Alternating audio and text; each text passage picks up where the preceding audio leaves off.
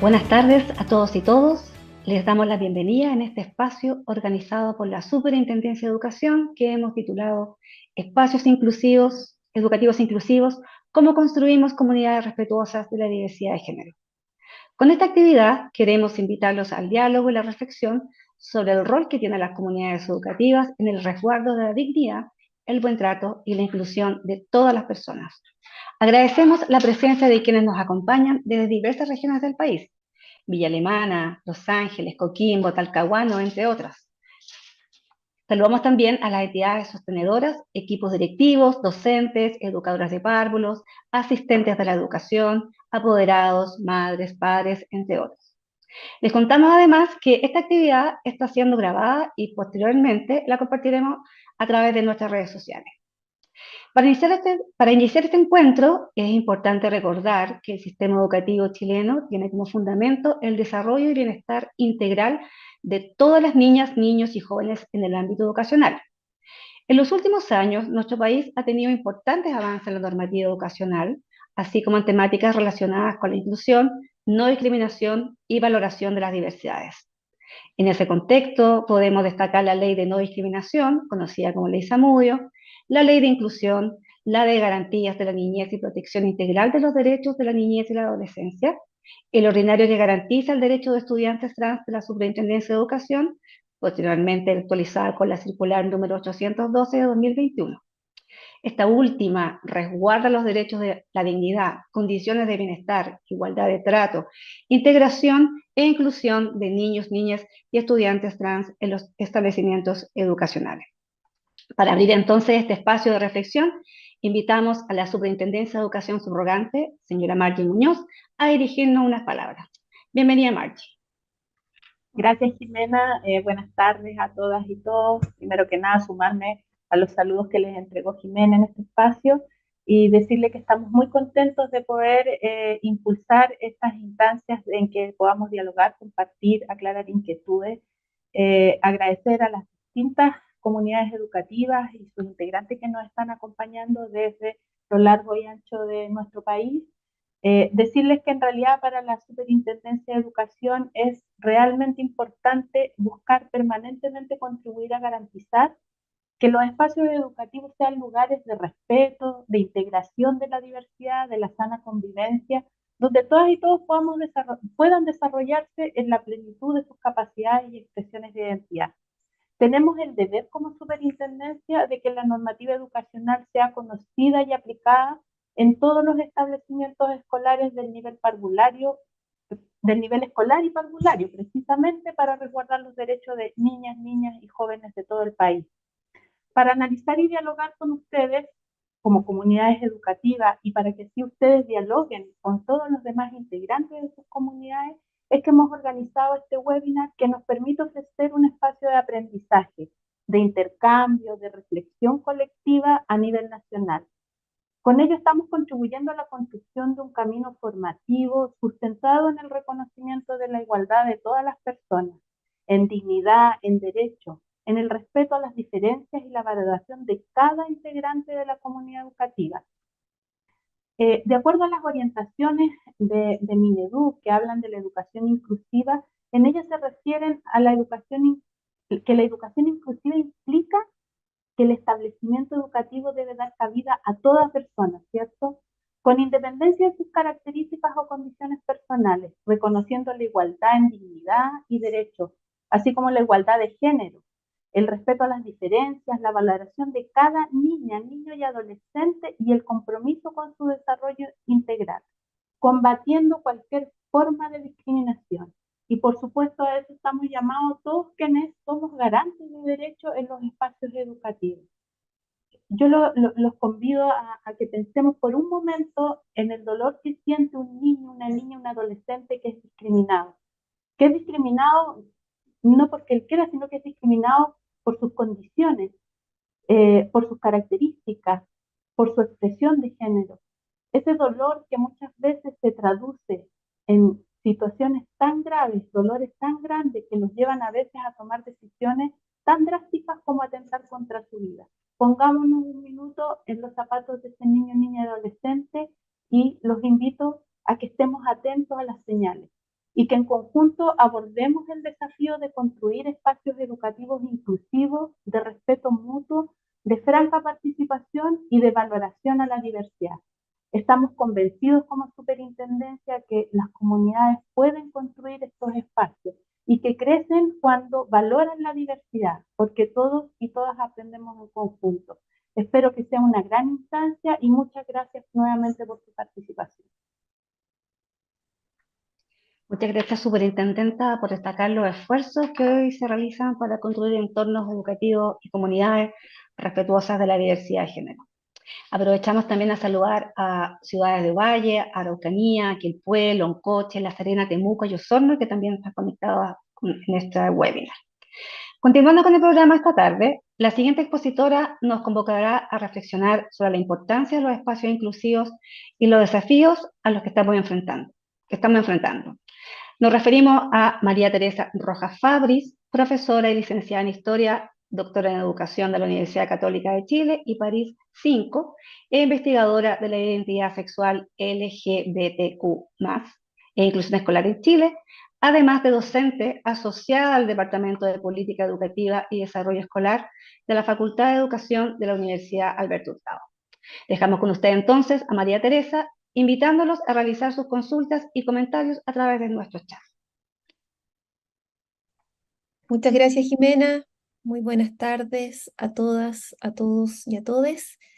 Bueno, y agradecida de esta posibilidad de conversar virtualmente con tantas personas vinculadas al sistema educativo.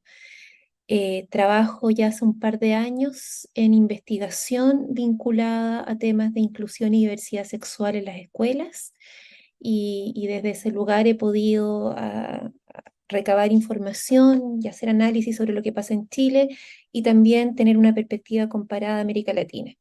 Y al respecto me gustaría compartir con ustedes una presentación que me permita invitarles a hacer una breve reflexión sobre el tema en los poquitos minutos que tenemos. Ahí verán mis datos y está mi correo electrónico en caso de que alguien esté interesado y quiera que sigamos la conversación vía correo.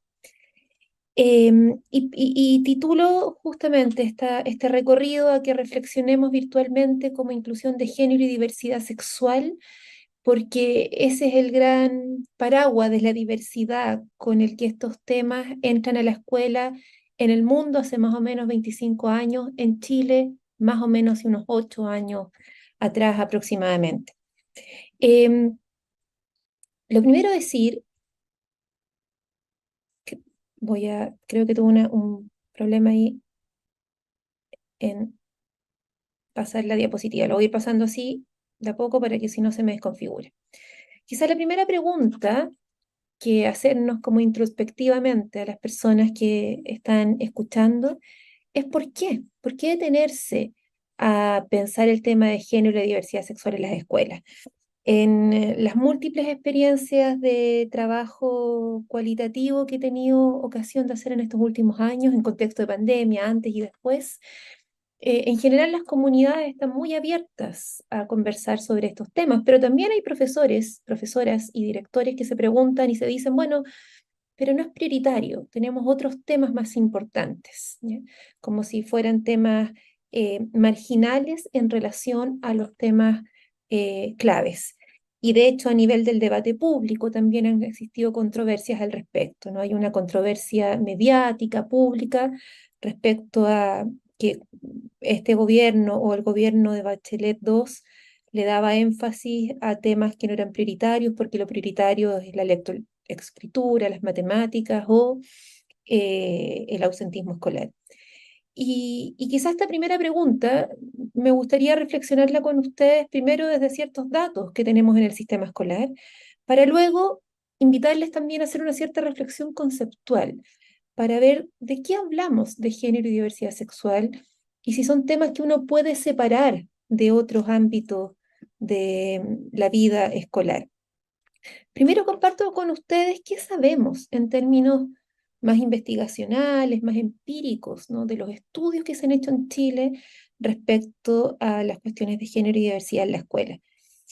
ya hacia el 2015, ¿no? Unos 7, 8 años atrás, organizaciones de la sociedad civil vinculadas a la promoción de derechos LGTBIQ+, em, nos comunicaban sucesivos estudios acerca de discriminación, invisibilización, falta de reconocimiento. Hacia el 2015 ya tenemos una de las primeras encuestas que hace el MOVIL, el Movimiento de Liberación Homosexual y Lésbico, que decía que el 78% de los estudiantes heterosexuales, homosexuales o LGTBI en general decían el tema de la diversidad sexual nunca, nunca se toca en mi escuela. Lo que hay es una atmósfera de bromas, de implícitos, de currículums ocultos, pero no hay una explicitación, una enseñanza abierta respecto a lo que significa la diversidad sexual. Esto se le preguntaba a todo el público. La UNESCO, el año 2020, nos pidió a muchos países, y entre ellos al equipo que a mí me ha tocado coordinar, que levantáramos diagnósticos sobre el estado de la inclusión LGTBI en Chile, y otros investigadores lo hicieron en el resto de América Latina, y pudimos tener miradas comparadas. Este es el informe de la GEM de UNESCO que se publicó hace 3 años atrás. En ese informe identificamos que en las muestras con las que trabajamos en Chile, 4 de cada 5 estudiantes que se declaraba como estudiante LGTBIQ+, no se sentía seguro en la escuela. Sentía que la escuela era un espacio de riesgo, ya sea psicológico, por burlas, discriminación, exclusión o caricaturización, o físico, porque también podía tener que ver con sufrir violencia física. También les quiero contar lo que supimos en pandemia, y particularmente con un informe que hace Jaime Barrientos y Lovera, psicólogos sociales, que tratan de identificar a través de cuestionarios la experiencia escolar de distintos niños en situación de encierro. Y lo que indica ese informe es que la violencia adentro de las casas hacia los niños LGTBIQ+ aumentó, o al menos se reportaba a partir de este cuestionario que había un aumento. Dicho de otra manera, se sufría más estando adentro de las casas en condiciones de encierro y siendo un niño, una niña, un joven LGTBI que en la escuela.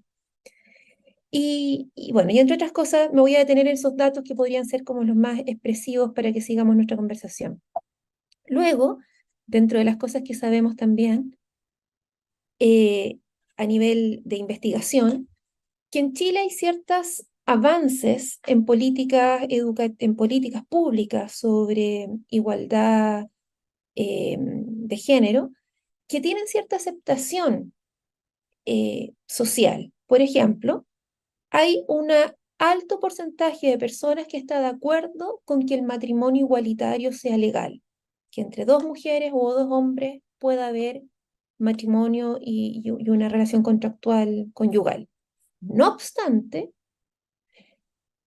al ser consultados los adultos, especialmente las familias que asisten a la escuela, tolero, ¿verdad?, de una otra manera, que haya matrimonio igualitario, pero no me gustaría que adultos homosexuales trabajaran con mis niños. Y ahí vemos que son ciertas tensiones también respecto a cuál es la frontera de lo que la sociedad ha estado dispuesta a aceptar y cuáles son todavía los prejuicios, ¿no?, las perturbaciones, las desinformaciones que tienen las personas respecto a la población LGTBIQ+.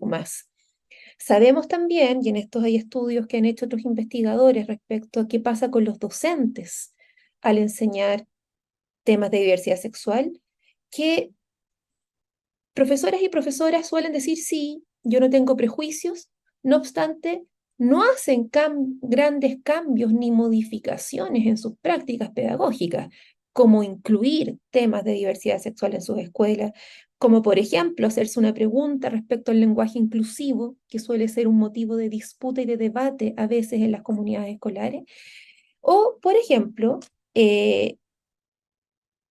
visibilizar o reconocer o considerar también en su trato, en sus miradas, en sus interacciones a los estudiantes LGTBIQ+. Y estudios también que hemos hecho nosotros, nos hemos dado cuenta que en general las políticas educativas, los reglamentos, las normativas en Chile están pensados para el público estudiantil, pero excluyen a los adultos.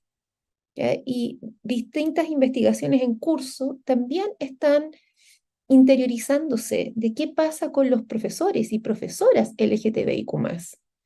¿Cómo pueden moverse en la escuela? ¿Cómo son reconocidos en la escuela? ¿Son adultos que necesariamente tienen que estar dentro del closet? ¿Ha aumentado el porcentaje de profesores trans en el sistema educativo chileno? En general sabemos mucho menos de la población adulta y sabemos mucho más de la población estudiantil. También sabemos, y acá uso datos justamente de la Superintendencia de Educación, si ustedes pueden ver el gráfico, que han aumentado las denuncias de niños, niñas y niñas por temas de discriminación de identidad de género y orientación sexual en la escuela.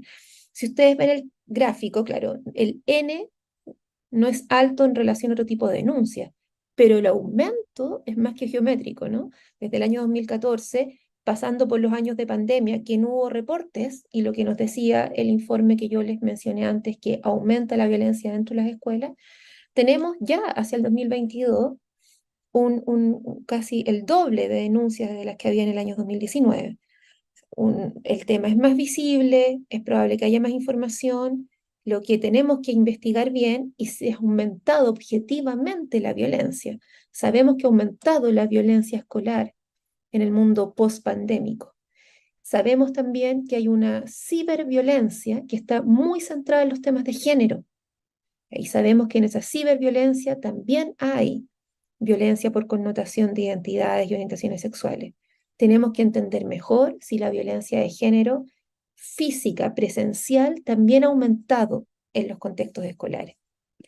Así que, sintetizo, ¿qué sabemos en Chile, también a nivel latinoamericano? Sabemos que existen resultados, producto de las educativas, producto de las diferencias de género que son relevantes. Y no solamente entre hombres y mujeres, también entre niños y niñas que se declaran lesbianas, gay, intersex, no binarios, trans, que producto de sentir situaciones de vulneración y exclusión no rinden académicamente como el resto de la población. Sabemos también, como les decía antes por el informe de la UNESCO, que muchos niños no se sienten reconocidos, ni validados, ni legitimados en el contexto escolar. Pero sabemos también, y por eso terminé con el gráfico de la superintendencia, que existe violencia cuyas raíces son la discriminación por razones homofóbicas, lesbofóbicas o transfóbicas. Estos son datos empíricos del sistema escolar, son datos investigacionales del sistema escolar, son datos que hemos procesado estos últimos años, de los cuales efectivamente hace 10 años atrás no hablábamos, pero que hoy día tienen que ser tematizados porque las investigaciones también nos indican, y me ha tocado justamente trabajar en ese conjunto de estudios, que la brecha generacional entre jóvenes y adultos respecto a estos temas es muy amplia. No significa en lo absoluto que al interior de los jóvenes y los niños no hayan discriminaciones ni homofobias, por supuesto que las hay, pero la brecha, en este caso, de comprensión, de aceptación y de normalización de estos temas es mucho más amplia generacionalmente que socioeconómicamente. Y me gustaría ahora decirles que en el mundo estos temas se vienen legislando hace tiempo. Chile, recién en el año 2017, en el contexto del segundo gobierno de Michelle Bachelet, empieza a producir una serie de documentos que le permiten ponerse al día con requerimientos que ya habían hecho distintos organismos internacionales respecto a la inclusión de personas LGTBIQ más en el sistema escolar. La UNESCO, sin ir más lejos, ya desde el año 2013 en adelante, produce materiales, produce recomendaciones, produce orientaciones para que los estados las incorporen en sus países. Y en general, ¿cuáles son los grandes principios con los que estos temas aparecen en las políticas educativas? Decirles que estos temas suelen integrarse en lo que los países discuten o nombran como educación sexual integral, o más conocida en su sigla como ESI. Los países que legislan sobre educación sexual integral siempre tienen un acápite, un capítulo o un apartado que tiene que ver con la diversidad sexual. ¿Y qué principios orientan a los países? Y esto parte de los países escandinavos, centroeuropeos, países de Oceanía, en Canadá, y en el caso latinoamericano es Argentina, ¿no? El país referente que tiene una ley ya, no solamente política, orientación o documentos normativos, una ley de la República que obliga a las escuelas a incorporar los temas de diversidad sexual como materia curricular, no solamente como discriminación o evitación de los fenómenos de discriminación, pero también genera condiciones para que existan planes de formación para los profesores. Al momento de que cuando los países debaten estos temas, ¿verdad? Y logran que se legisle y que se genere política más robusta, consistente y con recursos en el tiempo, hay 4 principios que son rectores. Por una parte, reconocer que los niños tienen autonomía y que esta es progresiva en el tiempo. Acá nosotros tenemos un choque, ¿no? Respecto a la visión que tiene la Constitución chilena del año 80 y el derecho que le otorga a los padres a decidir la educación de sus hijos, y principios centrados en el derecho del niño que se vienen discutiendo hace 30 años en el mundo. Hay hay un difícil proceso de compatibilización de ambos derechos en Chile. Hay otros países que los han logrado más equilibradamente. Por supuesto que los padres tienen que tomar las decisiones educacionales respecto a sus hijos, pero sin que ello signifique mutilar la autonomía decisional y expresiva de niños y niñas. Y eso es lo que está en juego en este tipo de políticas. Y por lo mismo, el reconocimiento de que la educación es un derecho humano. Y dentro de los derechos humanos de las últimas generaciones no se reconoce el derecho a tener una identidad, a tener una orientación, a no ser juzgado por tener ese tipo de identidades o de expresiones. Luego, porque también se discute en el mundo que las personas tienen derecho a expresar sus derechos sexuales y reproductivos. Y por eso la discusión sobre la educación sexual en la escuela, ¿no? No es solamente una educación que previene la posibilidad de embarazo adolescente, también es una educación que ha de estar al servicio de reconocer cuáles son los derechos sexuales amplios que tienen las personas, a cuidarse, pero también a sentir placer, a cuidarse, pero también a explorar. Esa es una discusión que se da en distintos ámbitos y que ha sido muy difícil que tenga eco, legitimidad y en el Congreso en Chile. Y finalmente, las leyes de educación sexual integral siempre incorporan un capítulo sobre los compromisos que los estados tienen que tener en contra de la discriminación a las personas LGTBIQ+. O sea, los estados han de garantizar que los espacios públicos y privados sean espacios libres de discriminación. Y por eso, justamente como anunciaba la colega al inicio, la ley Zamudio es una suerte de hito, ¿no? Que en la historia de las políticas educativas de Chile parte la generación de políticas antidiscriminación. Entonces, con este enmarcamiento internacional, ¿qué tenemos en Chile? ¿Ya? Y en Chile tenemos más o menos un recorrido de 12 años en materia de estas políticas. Yo partiría con la LGE, la Ley General de Educación, que otorga un marco pro inclusión, ¿no? Habla de inclusión, habla de respeto de género, habla de no violencia y discriminación. Es amplio, es genérico y además no está garantizado, ¿no? Porque la LGE solamente garantiza lo que la Constitución del 80 tiene garantizado, y estas cosas no estaban garantizadas en la Constitución del 80, pero al menos lo menciona, alude, ¿no? Se agrega el lenguaje que antes no teníamos en el sistema escolar. También decir que estos temas, sobre todo los temas de género y discriminación de género entre hombres y mujeres, tienen cierta presencia en el currículum nacional, en algunos tópicos con más fuerzas que otros. Hay algo en las bases curriculares de la educación parvularia, hay algo en los ramos de ciencias sociales, los ramos de arte, pero a veces hay ausencia, ¿verdad?, en otros ramos más científicos o matemáticos, y en general hay poca profundidad como para escarbar más específicamente los temas de diversidad sexual, a excepción del nuevo currículum de formación ciudadana de tercer y cuarto medio, que hace alusiones más explícitas. Decir también que algo de género hay en la medición de los indicadores de desarrollo psicosocial que mide brechas de género entre hombres y mujeres, pero no alude a temas de diversidad sexual. Y que del 2017 en adelante tenemos una serie de normativas o documentos de orientaciones que sancionan las discriminaciones en el espacio escolar. Abajo van a ver una línea de tiempo. Si tuviéramos que hacer una larga línea de tiempo es de cuándo estos temas aparecen en el debate público y son motivo de preocupación del sistema escolar.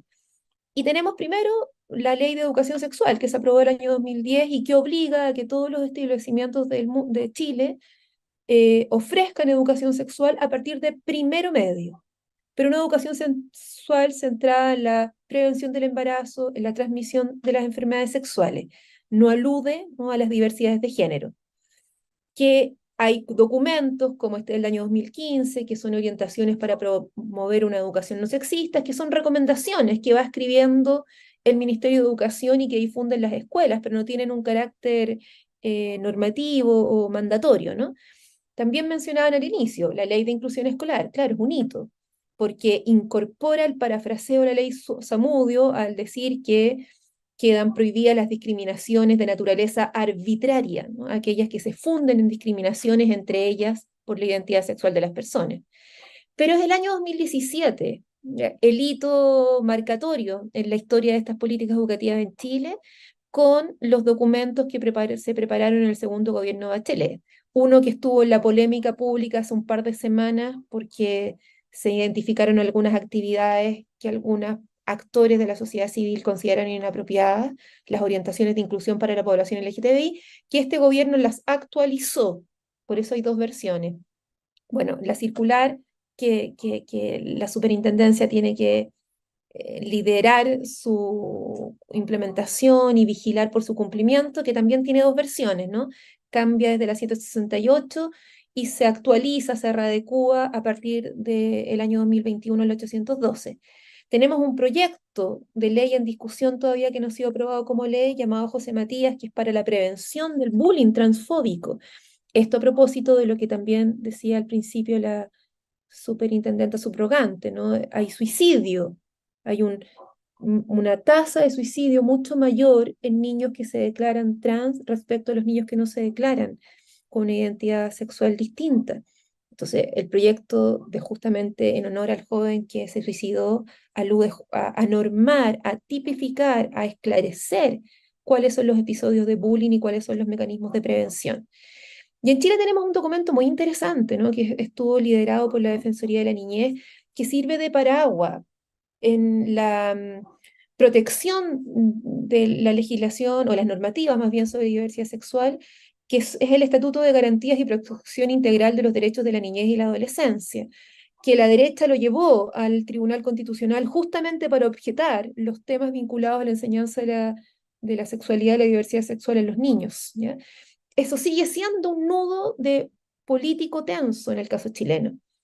Y agrego, dentro de los intentos de política, las jornadas de educación no sexistas que impulsó el gobierno el año pasado y que buscaban, a veces con más éxito, a veces con menos organización, instalar los temas de discriminación, de violencia hacia las mujeres, pero también hacia la población LGTBIQ+, en las escuelas. Sé que estoy contra el tiempo, tenía 20 minutos, pero también habíamos acordado hacer una pequeña reflexión por lo que entendemos por género. Voy a terminar con una lámina muy amplia, porque este tema sin duda nos debería, no sé si la moderadora me da 5 minutos más, pero a lo mejor después se presta para hacer más preguntas. Pero eh, luego de entregarles esta panorámica de normativas, políticas y de cuánto hemos avanzado en Chile, creo que acá es donde las comunidades educativas deben detenerse. Desde mi modesta experiencia investigacional, acá es donde hay más dudas, menos información, menos ocasión de debatir y conversar, de reflexionar. Profesoras, profesores y directivos necesitan un espacio, primero para entender cuáles son las discusiones que hoy día da las ciencias sociales, pero sobre todo para incorporar, reflexionar y debatir abiertamente y libremente cómo estos temas se incorporan no solamente en la práctica, también nos cambian nuestras visiones profesionales y nuestra relación con la niñez y la juventud. Y por eso les dejo un panorama más que amplio. Primero, para entender que los temas de género no son temas consensuados en las ciencias sociales. Hay debates, hay distintos puntos de vista. No todas las investigadoras, los investigadores o los cientistas sociales opinan o tienen las mismas definiciones. Quizá la más antigua, la más tradicional y en cierto sentido pasado de moda, es la que asociaba el género solamente con las mujeres. Es bien sesentera o antes que eso. Ya ha pasado mucha agua debajo de la discusión de las ciencias sociales y en general en los circuitos académicos nadie estaría dispuesto a decir que el género es un problema de mujeres. Pero sí entre la que está al medio y la que ustedes ven en su derecha hay debate. Por una parte, muchos cientistas sociales nos han propuesto que hablar de género es hablar de una relación de dominación entre hombres y mujeres. Es hablar de una relación de poder entre hombres y mujeres, donde en general lo femenino está subordinado a lo masculino. Lo femenino gana menos sueldo, tiene menos espacios de decisión, tiene más trabajo doméstico, tiene menos oportunidades laborales, tiene menos oportunidades en la política, en las decisiones, en el poder. Históricamente, esta definición de género que muestra que hay masculinos y femeninos en una relación de poder y dominación es muy fuerte en el debate de las ciencias sociales. Pero desde los años 90 en adelante, irrumpe con fuerza también otra concepción, y que es una concepción menos estudiada y a veces ni siquiera abordada en la formación de profesores. Y está asociado a lo que en la discusión internacional se conoce como el aporte de las teorías queer.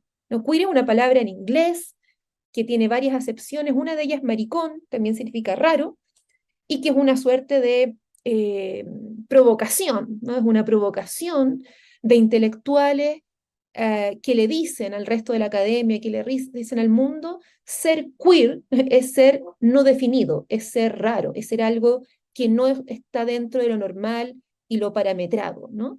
Y eso es lo que te invito a que entiendas.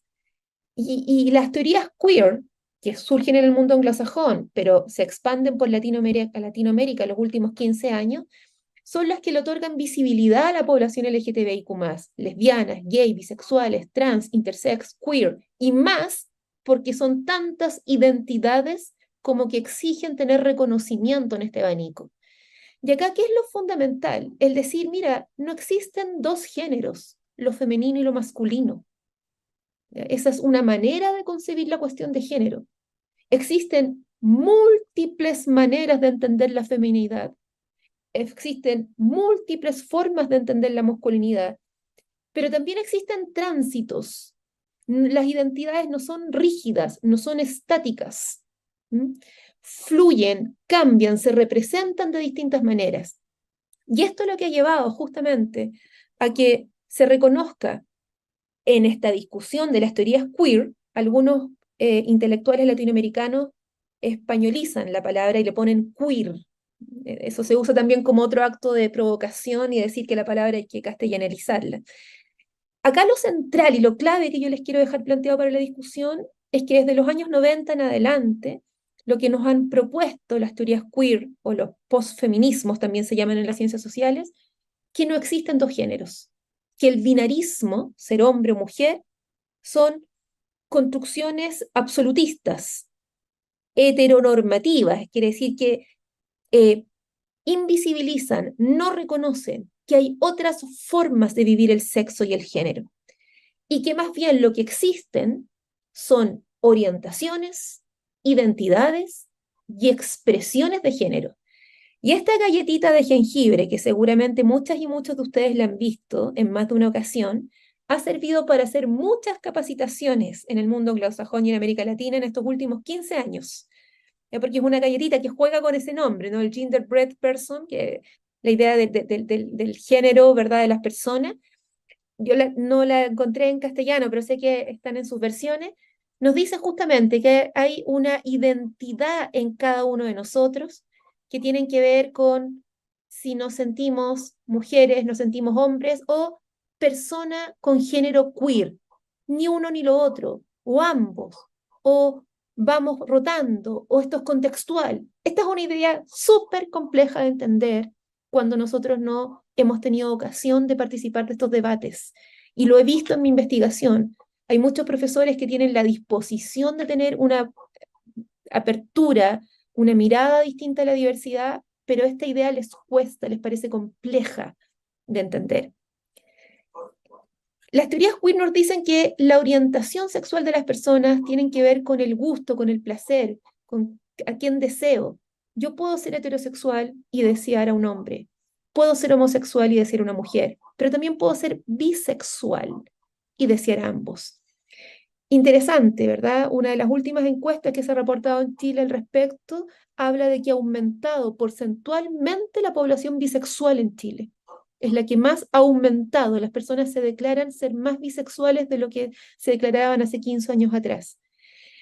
Esta galletita nos permite entender, desde la lógica de las teorías queer, que existe expresión de género, que es distinto a la identidad. La identidad es cómo me reconozco, ¿verdad? Cómo me siento, quién creo ser. La expresión es cómo quiero ser representada, cómo quiero expresarme frente a los demás, cómo quiero que me vean. ¿Ya? Y desde esa perspectiva, hay personas que se quieren ver femeninas, hay personas que se quieren ver femeninas, otras masculinas, pero otras más bien andrógenas. No quieren reconocerse ni masculinas ni femeninas. Y acá tenemos un gran tema en la escuela, ¿no? Cuando niños y niñas dicen, yo no quiero usar el uniforme escolar, no me representa, agrede mi expresión, quiero expresar otra cosa al mundo. Y el uniforme, de una otra manera, es un encarcelamiento que debo vivir. Y algunos también hablan del estilo romántico de las personas, ¿verdad? Y este es un lenguaje y un tipo de reflexión bien presente en las comunidades de adolescentes, ¿no? ¿Te gusta tener relaciones casuales, monogámicas, con una sola persona, casuales, pero no profundas, intermitentes, o poliamorosas, ¿no? Entre otras cosas? Esto podríamos desarrollarlo mucho tiempo, pero me pareció interesante compartirlo con ustedes para entender que el debate, que es desde una perspectiva teórica, que hay otras, pero ha tenido profunda penetración, inserción, no solamente en los sentidos comunes de mucha población, particularmente de los jóvenes, sino también en los lenguajes, en las estéticas, en las maneras de generar redes, en las identificaciones. Tanto en Chile como en Estados Unidos, se ha reportado que después de la pandemia hay muchos más niños que han declarado sentirse en proceso de transición genérica o se declaran ser no binarios. O sea, algunos profesores dicen, bueno, esto es una moda. Yo les invito a pensar que las modas son procesos culturales que tienen que ver con las redes, con los lenguajes, con las conexiones, con las identificaciones, y que sobre este lenguaje están hablando nuestros jóvenes hoy día. Tenía una última lámina, pero que la voy a poner al final para no quitarle tiempo al resto de los expositores. Espero haber entregado información relevante y atenta a las preguntas que ustedes tengan para la próxima vuelta. Muchas gracias. Les damos las gracias a María Teresa por sus potentes reflexiones y análisis en la construcción de espacios colaborativos para que las comunidades justamente valoren y respeten la diferencia. Les recordamos también que pueden realizar sus preguntas y consultas en el chat de este encuentro. Justamente en el ámbito de la valoración de la diferencia, es que a continuación les presentaremos algunas prácticas educativas que ilustran los avances hacia una educación inclusiva. Por lo mismo, invitamos a este espacio a dos establecimientos que se han destacado por sus estrategias al interior de su recinto. Saludamos esta tarde a María Lorena Araya y María Olga Páez, directora y orientadora respectivamente del Liceo Pedro Regalado Videla Órdenes de Andacollo, región de Coquimbo, y también saludamos al director, profesor Eric Godoy y Catherine Moraga, encargada de convivencia del Colegio Trigal de la comuna de Maipú. Ambos establecimientos entregarán testimonios de sus experiencias y las realidades que los impulsaron a planificar acciones para atender la diversidad e inclusión de niñas, niños y adolescentes trans. Dicho esto, invitamos primeramente a María Lorena Araya, directora del Liceo Pedro Regalado Videla Órdenes, a compartirnos su iniciativa. Adelante, directora. Muy buenas tardes a todos, a todas, a todes. Muchas gracias, Jimena, y a la superintendencia, perdón, por habernos invitado a esta experiencia, a esta conversación. Bueno, para nosotros como Liceo Pedro Regalado Videla de la comuna de Andacollo, ha sido un tremendo desafío avanzar en este espacio educativo de calidad, pero también respetuoso de la diversidad de estudiantes que son parte de nuestra casa de estudios. Bueno, nosotros pertenecemos a una comuna de la cuarta región, Andacollo, una comuna religiosa con una fuerte creencia, con una fe católica fuertísima y especialmente centrada en la Virgen, ¿ya? La Virgen de Andacollo. Y bueno, en nuestra área de trabajo, digamos, nuestra línea de desarrollo económico es la minería. La pequeña minería, la mediana minería, bueno, ya hace unos años estaba trabajando ya con la gran minería. Pero principalmente por estas características que se asocian culturales a nuestra comuna, em, hay temas especialmente de la diversidad que son difíciles de abordar. También producto de algunos estereotipos de género que han sido validados a través de los tiempos, y que se mantienen y que se han ido pasando también de generación en generación. Bueno, a nivel cultural podemos hablar incluso, por ejemplo, del ingreso de la mujer a las minas. Hay ciertos mitos, hay ciertas concepciones culturales que han sido muy difíciles de derribar, ¿ya? E involucrar también a las familias en esta nueva mirada. Nuestro primer desafío fue establecer estrategias que nuestras estudiantes pudiesen participar en el área industrial. Nosotros somos un establecimiento polivalente, tenemos formación científica humanista, pero también técnico profesional. Y el área técnico profesional está orientada a la minería. El primer desafío fue incorporar a las mujeres, a nuestras estudiantes, en la formación industrial. Nos costó mucho tener digamos, que fuera la misma cantidad de estudiantes, de damas y varones en las carreras. Nos costó mucho. De hecho, hasta el último curso de este año recién pudimos incorporar 3 mujeres en el área industrial de electricidad. Ahora, este año ya tenemos la misma cantidad de hombres y mujeres. Pero fue una tarea difícil. Pero avanzando junto con esto, también nos dimos cuenta que teníamos que estar preparados para atender también a nuestros estudiantes de la comunidad LGBTIQA+. Y teníamos que nosotros estar preparados, ser un espacio que los digamos que ellos se sientan protegidos, legitimados y también visibles. Eh, Producto de ello, nosotros nos preparamos, nos formamos, empezamos, si bien nosotros en el 2018 aún no teníamos estudiantes de la comunidad, pero sí nosotros queríamos estar preparados para cuando ellos llegaran, estar formados, damos algunas capacitaciones, algunas orientaciones, nos apoyamos también con algunos organismos públicos y privados, de manera de ser un espacio también contenedor y un espacio seguro. Para nuestros estudiantes, para nuestras alumnas, alumnos y alumnas, no fue problema, no era un tema, la verdad. Lo descubrimos en el proceso, que para ellos no era tema, el tema era para nosotros, para los adultos, para los profesores, quienes muchos no se sentían preparados, sentían que faltaban herramientas, y también para nuestros padres y apoderados.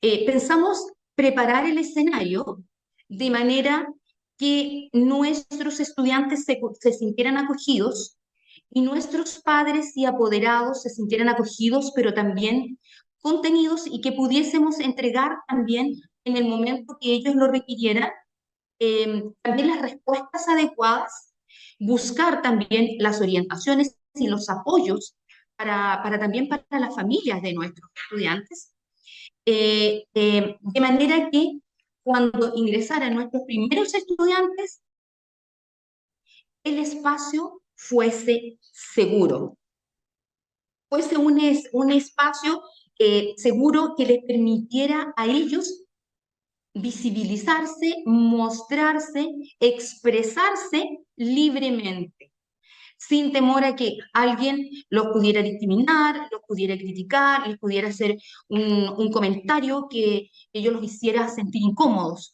Todo lo contrario, que se sintieran queridos, que se sintieran incluidos y que se sintieran partícipes válidos de todo el proceso. Y dentro de todas esas instancias, bueno, fuimos avanzando, como les señalaba anteriormente, con diferentes apoyos y buscando también nosotros distintos socios estratégicos, tanto en el área de la educación, pero también en el área digamos, de los procesos laborales, sin desconocer que nosotros tenemos una fuerte formación técnico-profesional y que al transitar nuestros estudiantes durante la trayectoria educativa, al terminar su proceso, ellos tuviesen también un espacio de práctica profesional que también, al ser estudiantes aún en proceso de práctica para obtener su título, sintieran también un espacio seguro en el campo laboral que también los visibilizara, también los legitimara y respetara en relación a todas sus características con su nombre social, en relación a su vestuario, en relación a las solicitudes que los estudiantes, las y los estudiantes pudiesen hacer a la empresa. Pero sobre todo también trabajar un lenguaje común, un lenguaje inclusivo entre nosotros con la empresa, pero que también la empresa lo pudiese transmitir a sus trabajadores. Para nosotros ese ha sido un tema tremendamente importante. Hemos avanzado muchísimo en nuestro trabajo en relación directamente al proceso educativo en el establecimiento educacional, pero también en la trayectoria educativa y en el proceso de formación que tenemos en el trabajo con nuestros estudiantes. Bueno, ahora va a hacer la presentación del proyecto en sí, con la estrategia, la práctica educativa que hemos estado trabajando, y lo va a hacer la profesora María Olga Páez, que es la orientadora del establecimiento. Como bien lo mencionó la directora, nosotros estuvimos por un periodo que fue bastante importante de preparación. En diciembre del año 2020 tenemos información de que vamos a tener a nuestros primeros estudiantes trans matriculados en el establecimiento. Y eso nos va a llevar, como bien lo establecieron recién, a una serie de medidas, cómo vamos a recibirlos, qué vamos a hacer. En el año 2021, cuando ya tenemos a este primer estudiante, otros 2 estudiantes que ya estaban cursando con nosotros nos comunican que van a iniciar este periodo de transición y que por lo tanto desean el acompañamiento, desean que lo tratemos como con un pronombre masculino. Y justamente en ese año, en el año 2021, los estudiantes de segundo medio tienen un taller. De hecho, en el liceo tienen formación ciudadana como taller desde el año 2015, antes de que saliera como parte del currículum obligatorio. Y en ese taller hay una unidad que se llama Nuevos Imaginarios Ciudadanos, que consiste en que los mismos estudiantes tienen que determinar algunas problemáticas sociales y tratar de darle respuesta. Y este año aparece un grupo que promueve la idea de un grupo de apoyo a los compañeros trans. Justamente pensando en eso, esa temática la recoge el gobierno escolar, lo recoge también la profesora Emilia, que en ese tiempo estaba encargada del gobierno escolar, para poder darle respuesta a lo que los chicos plantean. En el 2022 nos encontramos con que justamente los estudiantes que estaban cursando ya tercero medio están en cuarto medio, y tenemos estudiantes del área técnico-profesional que necesitan práctica. Y en virtud de eso, nosotros vamos a pensar en realidad cómo nos preparamos, qué es lo que vamos a hacer. Y ahí fue cuando tuvimos que darnos cuenta que la forma de solucionar esto era poder generar también vínculos con nuestra comunidad.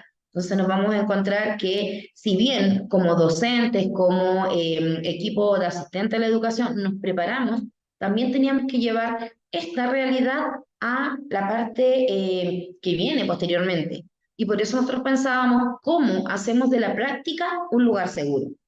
Y ahí nosotros consideramos un poco este tema de las reflexiones que se van a generar en cuanto a todos los desafíos que nosotros consideramos que van a tener como estudiantes del área técnico-profesional, pero también tuvimos estas conversaciones con el Consejo Asesor Empresarial de nuestro establecimiento sobre cómo van a recibir a nuestros estudiantes trans.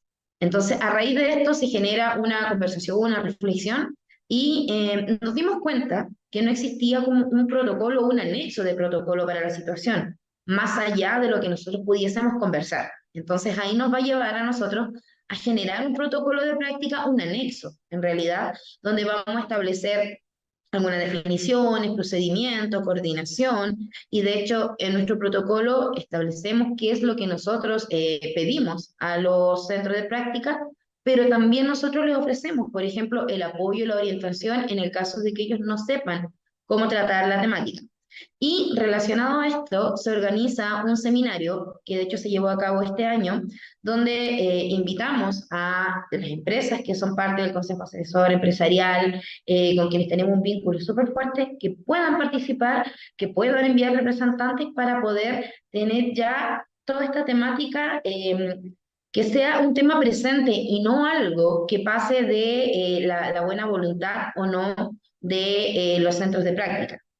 Y así, por supuesto, esta foto, nos encontramos con la realización de este seminario que tuvo muy buena acogida. De hecho, vino mucha gente, las empresas, vinieron también representantes de algunos ministerios, porque igual es una temática que nos preocupa, pero al mismo tiempo también nos dio tranquilidad la forma en que la hemos ido trabajando.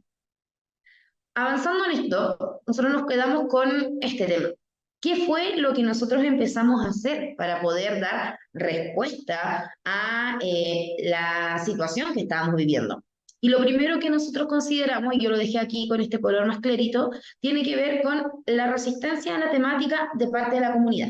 No solo me refiero a la comunidad escolar, me refiero como a la comuna.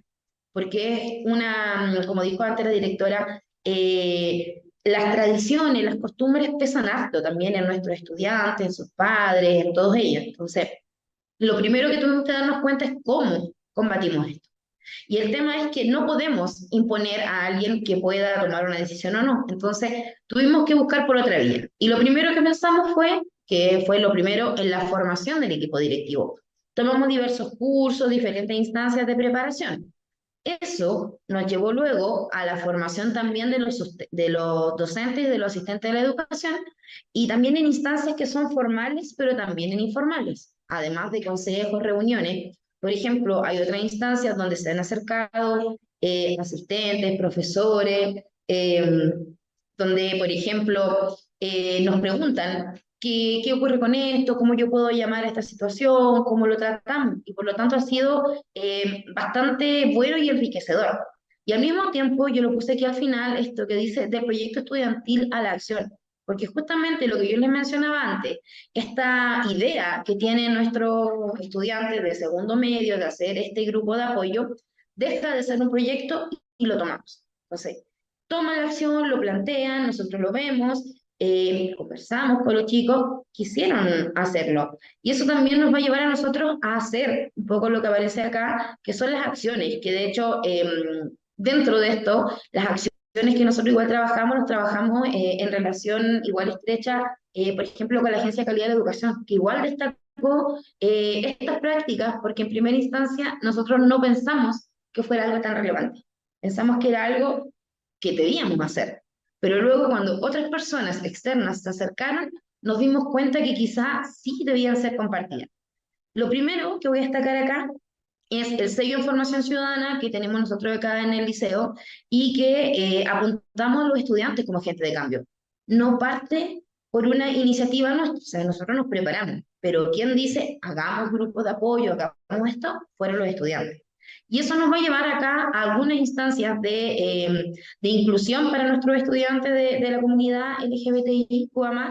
Y el primero que tenemos acá son los grupos de apoyo a los estudiantes trans, a su familia, donde nos reunimos con los chicos, con las chicas, tenemos un facilitador, nos reunimos por vía remota, responden dudas, solucionamos algunas cosas que vayan a hacer quizás de la vida cotidiana, aspectos, por ejemplo, como el cambio de nombre, el tema de las hormonas, todo ese tipo de cosas, lo podían ver con ellos.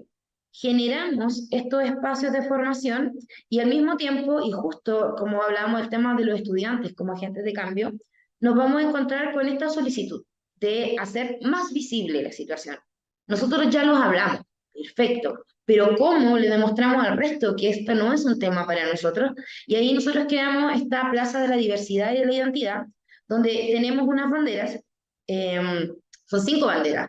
Tenemos la bandera de Chile, la bandera de Andacoyo, tenemos el Huipala y también tenemos 2 banderas, la bandera trans y también la bandera de la comunidad. ¿Por qué? Porque pensamos justamente que nuestros estudiantes consideraban que era necesario reconocernos como parte de esta comunidad y que dentro de esta comunidad teníamos diferentes, eh, por ejemplo, cosas en las que nosotros podíamos centrarnos o no. Por eso incluso incluimos otras banderas como fue el tema de la UPAR. Y finalmente hablamos de la vinculación con los centros de práctica, que es lo que había estado mencionando al principio. Aquí está la bandera que yo les mencionaba. Si ustedes nos preguntan cuáles van a ser los resultados, probablemente esto sea ambiguo pensarlo así, pero sí tiene que ver con un cambio de mirada. Nosotros hicimos visible la situación. No es un tema que no hablemos, es un tema que se conversa en instancias formales, informales, preguntan profesores, estudiantes, y no hay un problema. Sobre todo, abrimos estos espacios para la inclusión. Se acogen las solicitudes y se hacen. Por ejemplo, nuestro gobierno escolar solicitó la creación de un ministerio más, aparte de los que teníamos, y creamos un ministerio de equidad de género, por ejemplo. Se generó también un cambio en el himno que teníamos, que tenía una letra que era bastante binaria. Antes se generó un cambio también, entonces la idea es abrir estos espacios, no cerrar las puertas y no generar resistencia. Y ya para finalizar, si nosotros pensamos cuáles van a ser los desafíos que identificamos, yo aquí lo dejé más grande el primero, la mejor forma que nosotros tuvimos de poder enfrentar esto fue la formación y la reflexión. No podemos obligar a alguien a que cambie de idea porque yo lo digo. No vale esto decir yo lo digo y es así.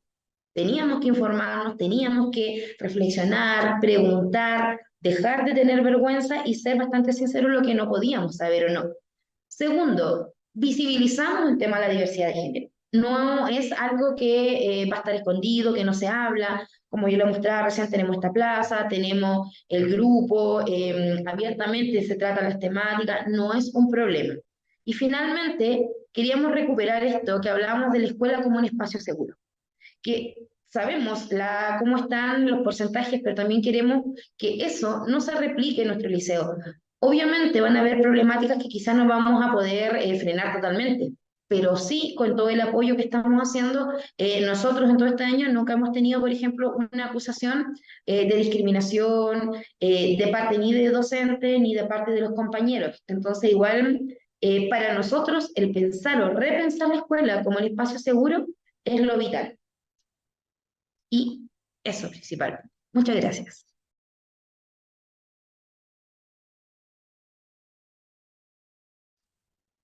Muchas gracias, María Olga y María Lorena, por la presentación. Estamos seguros que el trabajo y esfuerzo realizado al interior del liceo sin duda ha sido un gran aporte para la ciudad, la industria minera, pero por sobre todo para la comunidad escolar de esta zona del país, que es un ejemplo para compartir con muchas ciudades y establecimientos a lo largo de todo Chile. Quisiera volver a recalcar la importancia de sus preguntas, aprovechando la presencia de una académica experta y también de estas experiencias educativas inclusivas, ¿ya? Las que pueden dejar en nuestro chat. Y también contarles que más adelante se abordará la normativa asociada a estas materias. Invitamos ahora al profesor Eric Godoy a contarnos su experiencia, además de los desafíos que les ha planteado la diversidad y la inclusión en su territorio. Bienvenido, director, le damos la palabra. Hola, muy buenas tardes. Muchas gracias por el espacio al que nos invitan y nos convocan en el día de hoy. Sí, contarles que nuestra escuela parte en el año 2000, naciendo desde una academia de arte. Y esta academia de arte se sustenta en los derechos de los niños y de las niñas. De hecho, era una academia de arte por los derechos de los niños y de las niñas. Sí, parte en el 2020. Y después, por diversas cosas que fueron sucediendo, ¿cierto? Se transforma en una escuela básica y hoy día, ya 23 años después, somos una escuela que abarca hasta el cuarto año medio. En el año 2015 se nos presenta un desafío. Y este desafío es precisamente la incorporación de una primera estudiante trans. ¿Por qué partí hablando de la escuela, de esta academia de arte sustentada en los derechos de los niños y de las niñas? Porque cuando se nos presenta esta estudiante, Selena, que marca un hito para la infancia trans en aquel entonces. El apoderado nos solicita matrícula para nuestro colegio y nosotros le decimos que no hay ningún problema. Puede matricular, tenemos vacante. El apoderado nos manifiesta, pero tenemos una dificultad, mi hija es trans. Y nosotros expresamos en aquel momento, insistimos, no hay ningún problema, puede matricular en su establecimiento. Esto supone inmediatamente para nosotros un desafío, por supuesto.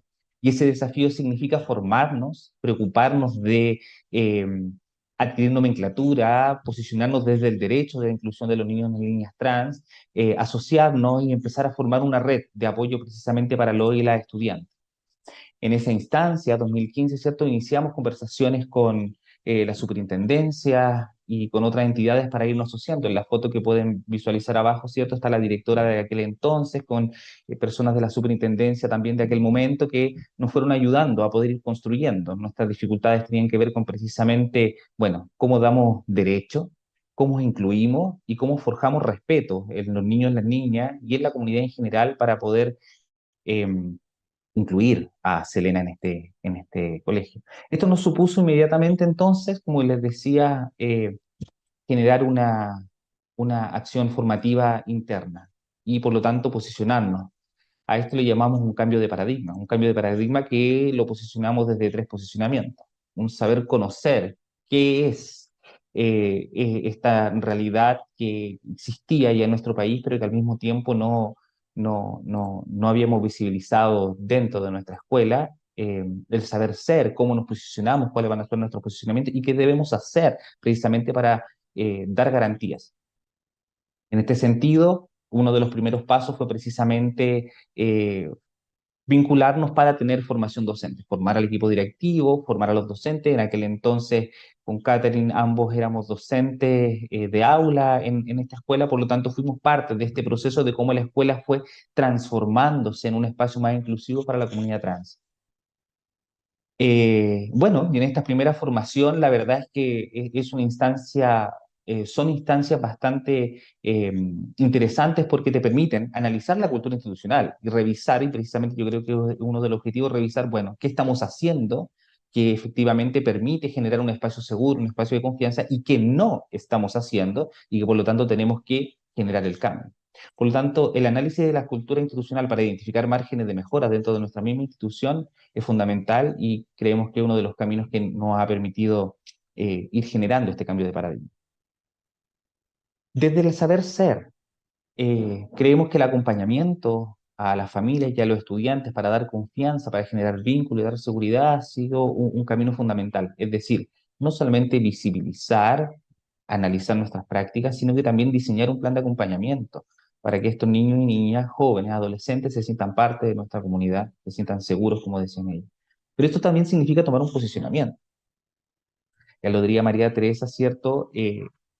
A nivel internacional hay bastante información, hay bastantes debates. En el año 2015, hasta 2017, no teníamos un posicionamiento claro respecto de dónde. Entonces teníamos miedos administrativos respecto de cómo pasamos la lista, qué pasa con el uniforme, qué hacemos con el uso de los baños. Por lo tanto, teníamos que ser bastante innovadores en aquel entonces y tomar posicionamiento frente ya, cómo le hacemos una supervisión con su nombre social, eh, cuando pasamos lista, cómo lo hacemos con los certificados. Y en esa lógica, el ir conversando con la superintendencia en aquel entonces, la verdad que nos fue ayudando o nos fuimos ayudando mutuamente. Esto también significó actualizar nuestro reglamento interno de convivencia escolar, revisar qué teníamos ahí, qué cosas no debíamos ir mejorando, desde el uso del lenguaje dentro del aula, desde las acciones pedagógicas relacionadas con quiénes van a ser nuestros referentes, desde el lenguaje, desde las matemáticas, desde las ciencias, cómo vamos visibilizando las efemérides, tanto con figuras masculinas como con figuras femeninas en aquel entonces, y empezar a buscar, ¿cierto?, en el dossier histórico eh, eh, personajes de la comunidad LGBTIQA+, que también pudiésemos visibilizar para generar referentes. Visibilizar el tema del uniforme escolar, cómo nos vamos a ajustar a aquello, y por lo tanto actualizar nuestro país. Que si bien había un enfoque de derecho importante, no había una explicitación respecto de la inclusión de niños y niñas adolescentes y jóvenes trans. Desde el hacer, bueno, la formación para los apoderados en esta lógica también fue un tercer paso interesante de trabajar y que venimos trabajando paso a pasito. Formación de pares entre mismos colegas que fueron recibiendo capacitación en una primera instancia y luego a los años venideros personas externas que nos vienen también a formar y capacitar, pero la formación que nosotros vamos teniendo y la experiencia que vamos teniendo con nuestra estudiante, multiplicarla hacia nuestros colegas, realizar intervenciones para visibilizar, sensibilizar. Y ahí se desprenden a la derecha y le voy a dar el pase a mi colega Catherine respecto de acciones precisamente en este hacer. Gracias, Eric. Buenas tardes a todos y a todas. Bueno, tomándome de las palabras que mencionaba ahí mi colega, ustedes pueden ver a su derecha una variedad de actividades que hemos estado realizando como establecimiento. Una de ellas son las ferias de sexualidad, donde buscamos que nuestros y nuestras estudiantes puedan aprender respecto de cómo vivir una sexualidad plena y responsable, siempre con el objetivo de la exposición y también la demostración, ya que hace que todo sea un poco más significativo dentro de la educación. Otra de las acciones que hemos realizado son consejería, y este punto es súper relevante para nosotros y nosotras, porque como colegio es una prioridad el establecer vínculos desde el estudiante hacia el docente o la docente. Entonces, cuando tuvimos estudiantes trans, esto fue aumentando con el tiempo, y era súper interesante ver con quiénes ellos generaban este vínculo de confianza, de seguridad también, con quiénes ellos se iban a acercar a exponer quizás inquietudes, dudas, temores también. Así que esas consejerías también fueron súper individualizadas respecto de nuestras estudiantes. Charlas orientadas a la sexualidad, a la diversidad, a la inclusión. En el punto de las ferias de sexualidad y las charlas es sumamente importante mencionar las redes de apoyo que uno puede obtener desde la vinculación con entidades externas. Yo ahí hago una invitación a todos los colegios a que puedan utilizar aquellas redes. Siempre son un beneficio para las comunidades, muchas de ellas son gratuitas, así que hay que aprovechar mucho de esas entidades. Ustedes pueden ver ahí luego de las acciones que vienen los círculos de mujeres, círculos de hombres. Realizamos en el colegio este círculo de mujeres con niñas desde quinto básico en adelante. ¿Y cuál es el objetivo de este? El buscar una instancia en la cual nuestras estudiantes puedan sentirse seguras, cómodas, y desde esta horizontalidad poder conversar diferentes temas respecto, por ejemplo, primero desde el autoconocimiento, como yo como mujer, que conocerme qué son las cosas buenas que yo tengo, que puedo también entregar a una comunidad, y también desde el empoderamiento respecto de nuestro rol como mujer. Y en el caso del círculo de hombres, se conversa mucho respecto de las masculinidades. ¿Cuál es el rol que ellas cumplen? ¿Cómo ellos se sienten? Eso es súper relevante. El que los hombres tengan este espacio de una zona segura donde ellos puedan expresar sus emociones, sus temores también, y por qué no sus necesidades. Otra de las acciones es el taller de lenguaje no sexista. Como mencionaba Eric anteriormente, como colegio tuvimos que tomar un posicionamiento respecto de todo lo que estaba pasando. Y el tema del lenguaje es completamente importante, desde nosotros y nosotras como docentes, hacia nuestros y nuestras estudiantes, y también a las familias. Entonces hemos tenido talleres de lenguaje no sexista con los y las estudiantes, y también con nuestros y con nuestras docentes. Formación mixta, esto nosotros lo venimos llevando a cabo ya hace hartos años atrás, y es algo en lo cual debo transparentar que nos sentimos sumamente orgullosos, porque llegamos a un punto en el que es maravilloso el decir solo necesitamos 2 filas acá y no hay cuestionamiento alguno, solo uno observa comodidad de los y las estudiantes, y eso es netamente un trabajo que ha sido constante y sistemático. Por otro lado, tenemos los talleres de estereotipos de género, y acá lo que hacemos es que ellos tienen que estar incorporados en las planificaciones de orientación. Son contenidos que trabajamos a nivel transversal en el colegio, por supuesto adecuados respecto de los niveles de los y las estudiantes, pero es algo que se tiene que ver sí o sí. Luego viene el uso del uniforme escolar, y acá, como también mencionó mi colega, hubo un cambio ahí en nuestro RICE, porque nosotros en el RICE no sale como uniforme de mujeres y uniforme de hombres, sino más bien cuáles son las opciones a las cuales pueden optar nuestros y nuestras estudiantes, y ellos pueden utilizar el uniforme con el que más se sientan cómodos y cómodas. Y luego, ahí terminando este listado, aparece la mesa de equidad de género, pero que voy a ahondar más en ella a continuación. Eso, ahí bien. Ya, porque ahora les vamos a presentar dos de las acciones en las cuales nos enfocamos mayormente como colegio y son las que nosotros queremos transparentar con ustedes, ¿ya? Como Eric mencionaba, a partir de que llega esta estudiante en el colegio, que teníamos muchas cosas que hacer, muchos desafíos, entonces una de las acciones que consideramos pertinentes fue crear un protocolo de inclusión trans, a raíz de que necesitábamos una hoja de ruta también, como establecimiento para responder respecto de diferentes inquietudes. Entonces, por ejemplo, ahí ustedes ven en rosadito desplegadas algunas de las cosas que están incorporadas en este protocolo de inclusión trans.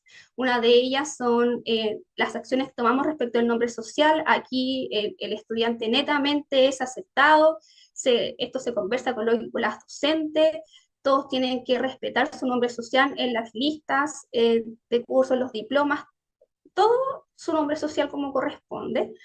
Luego dice relacionadas con el uniforme escolar, lo que yo ya les mencionaba, respecto en el caso de los estudiantes trans, ellos pueden utilizar el uniforme con el cual ellos se sientan identificados y que los haga sentir más cómodos y cómodas. El uso de baños también estaba incorporado en ese protocolo y que finalmente es lo mismo, el estudiante usa el baño con el cual él o ella se siente identificado, y si no, siempre teníamos un plan B, baño de profesores, no hay ningún problema. Nos pasó también que habían estudiantes trans, aún pasa aquello, que se sienten más cómodos o cómodas asistiendo al baño en horario de clase. Entonces, ¿qué hacíamos ahí? Transparentábamos aquello con las docentes para que el momento en que este estudiante pidiese el permiso de bajar no tuviese ninguna incomodidad y que los profes y las profes supieran todo. Redes de apoyo también está incluida en este protocolo, todas las fundaciones, todos los contactos de especialistas que podemos ahí necesitar. Un glosario, conceptos relacionados con género, con sexualidad, con transgénero, por ejemplo. Y finalmente la formación permanente. Ya también estaba en este protocolo la importancia de seguir formándonos constantemente, ya nosotros, los y las docentes, a las familias. Y por otro lado, la otra acción tiene que ver con esta mesa de equidad de género que yo les mencionaba anteriormente. ¿En qué consiste esta mesa de equidad de género?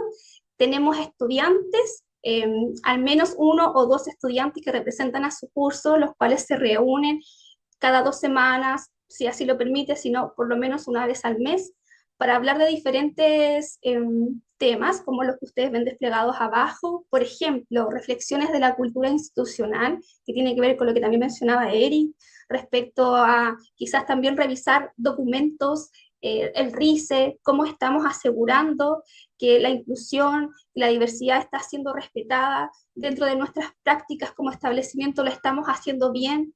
Lo importante de esto es hacer partícipe a nuestros y nuestras estudiantes de esas conversaciones, en las cuales podamos también ir cuestionándonos respecto de nuestras propias prácticas y cómo podemos ir mejorando. Intervenciones comunitarias, ese es como un objetivo de la mesa de equidad de género, que al menos en las efemérides importantes que tengan que ver con estos temas, por ejemplo el 8M, el Día de la Diversidad Sexual, la mesa de equidad de género pueda hacer acciones en concreto y visibilizarle a la comunidad todo lo que se conversa en estas reuniones de la mesa. Y finalmente la vinculación extra institucional, que tiene que ver con buscar también instituciones que nos puedan ir aportando desde el conocimiento.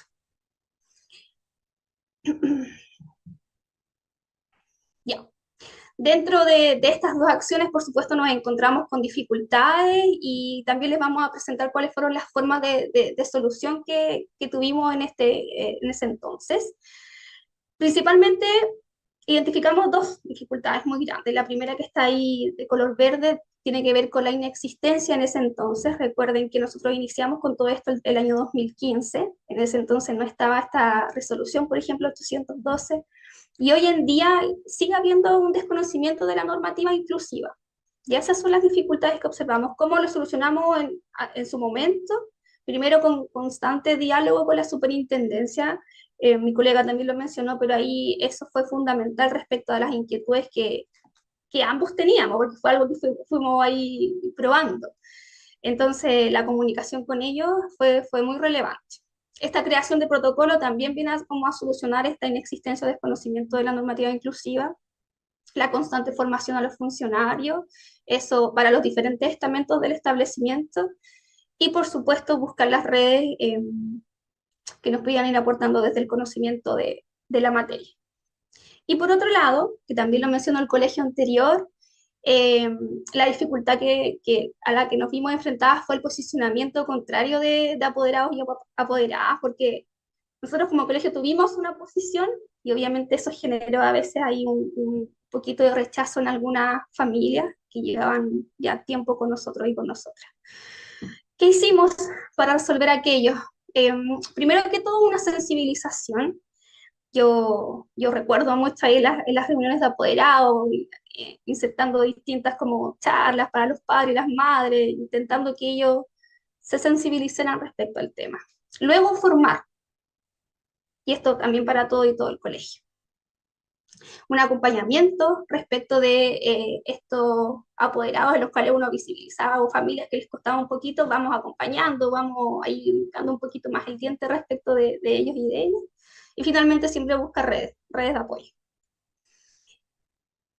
Y bueno, aquí queríamos nosotros, orgullosos de lo que hemos hecho, mostrarles un poquito de los logros y reconocimientos que hemos tenido como colegio a raíz de esta inclusión, de esta seguridad, confianza y diálogo que hemos ido construyendo a lo largo de estos años. Ya, ahí están las imágenes. Recibimos orgullosamente ahí un sello libre de discriminación de parte de la Municipalidad de Maipú. Hay otro reconocimiento también desde la Fundación Transitar, respecto de lo que habíamos ido logrando ahí con los y las estudiantes trans. Compartimos con ustedes algunas de las imágenes bellas de actividades, de distintas acciones. Allá en morado en la esquina izquierda ustedes pueden ver, por ejemplo, cuando nosotros conmemoramos el Día de la Eliminación de la Violencia contra la Mujer. Esa es la mesa de equidad de género. Tenemos aquí círculo de conversación respecto de sexualidad también. Tratamos de hacer harta actividad como fuera. Ahí estábamos haciendo un trekking que tiene que ver más con la convivencia escolar también y ir abordando todos estos temas. Eso. Hasta ahí llegamos nosotros. Muchas gracias por escucharnos. Muchas gracias. Muchas gracias, Eric, muchas gracias, Catherine, por darnos cuenta de esta iniciativa que, según Una Esperanza, la tarea de construir comunidad educativa inclusiva, respetuosa de la diversidad y unidad de todos y todas. Probablemente ambos establecimientos educacionales, Pedro Regalado Videla y también Costa Colegio, se transformarán en referentes de muchos otros colegios que probablemente se contactarán con ustedes para, de alguna manera, ustedes asesoren a cómo construir esta educación igualitaria. Para quienes están conectados en este webinar, les queremos comentar también que estamos subiendo en este momento al chat 2 enlaces de videos con estas relevantes experiencias de inclusión educativa, para que las quieran compartir con sus comunidades. Cerrando las presentaciones de este webinar y enmarcar esta temática en el ámbito de la normativa educacional, invitamos a Constanza Ibarra, abogada y jefa de denuncia de la División de Protección de Derechos Educacionales de la SUPREDUC, a presentarnos los principales hitos y énfasis que destaca la circular número 812, que garantiza el derecho a la identidad de género de niñas, niños y adolescentes en el ámbito educacional. Le damos la bienvenida, Constanza. Hola, muchas gracias, Jimé. Bueno, gracias a todas y todos los que han participado de este espacio tan interesante. Voy a proceder a compartir mi presentación que se enfoca en los hitos más principales de nuestra circular 812. Y yendo ya más directamente a lo que nos convoca, hacer solamente una breve mención a de dónde sale esta circular, ¿cierto? Y de dónde provienen legalmente los fundamentos más jurídicos de la protección que damos a nuestros estudiantes trans. En primer lugar, tenemos una Ley General de Educación, ¿cierto?, que establece en su artículo 10 el derecho a no ser discriminados arbitrariamente, a que los estudiantes puedan estar en un ambiente tolerante y respeto mutuo, que puedan expresar su opinión, a que se respete su integridad física y moral, que no puedan ser objeto de tratos vejatorios o degradantes y de maltrato psicológico. Este ambiente bien tratante, este espacio seguro, como decían los establecimientos que expusieron recientemente, permiten que se dé el contexto adecuado para tener un buen proceso educativo, ¿cierto?, y adquirir los conocimientos de manera adecuada dentro del establecimiento educacional. Y a raíz de esos derechos y de otras normativas más generales internacionales también, surgen esta normativa la circular 812, y por otro lado también voy a dar una breve mención a la circular 707, que se refiere a los principios de no discriminación e igualdad de trato en el ámbito educativo. La circular 812 establece, entre varias cosas, un procedimiento para el reconocimiento de la identidad de género de niñas, niños y estudiantes en el establecimiento educacional. Vamos a pasar a revisarlo para explicar en detalle cuáles son los pasos de este procedimiento. En primer lugar, ya sea el estudiante o la estudiante, si es mayor de 14 años, de manera autónoma, o en aquellos casos en que tiene una minoría de edad, pueden ir los padres, madres, tutores o tutoras legales o apoderados a requerir una entrevista con la dirección del establecimiento a través de los medios formales que se señalan en su reglamento interno, ¿ya? Entonces, los estudiantes mayores de 14 pueden ir solos, pero también pueden ir acompañados con sus padres, madres, apoderados o tutores. Pero si son menores de 14, la idea es que vayan estos madres, padres o tutores, perdón, acompañando la solicitud. Una vez que se hace esta solicitud formal, el establecimiento tiene que conceder la entrevista en un plazo que no es superior a 5 días hábiles, a contar desde la fecha de la solicitud. Para poder tener claridad sobre este proceso, nosotros como superintendencia los invitamos a revisar el reglamento interno y realizar actualizaciones o modificaciones que estimen pertinentes para poder transparentar la existencia de este proceso y el plazo para conceder la entrevista.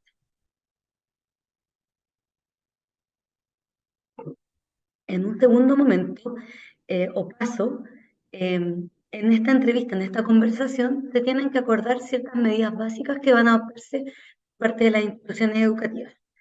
La primera medida es aceptar o reconocer, ¿cierto?, la identidad de género de este estudiante que acude por sí solo o acompañado de este adulto que lo apoya en el fondo en su proceso. Ese reconocimiento se traduce en que, en primer lugar, se va a apoyar al niño, niña, estudiante y a su familia. En segunda instancia, se va a orientar a la comunidad educativa. Esto un poco que relataban los establecimientos que nos contaron su experiencia, con el apoyo ya sea en el fondo de redes que son externas al establecimiento, con el apoyo también de la superintendencia que puede ayudar a hacer estas capacitaciones, generando como este espacio seguro, donde hay un espacio de confianza, porque la comunidad educativa comprende el proceso y respeta la diversidad.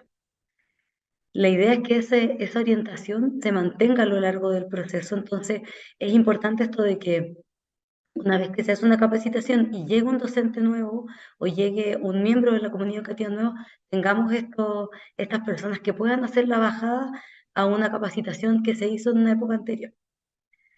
Por otro lado, ya más enfocado en el proceso del estudiante, una de las medidas básicas es el uso del nombre social en todos los espacios educativos. Para ello, ese nombre social tiene que ser comunicado en esta reunión.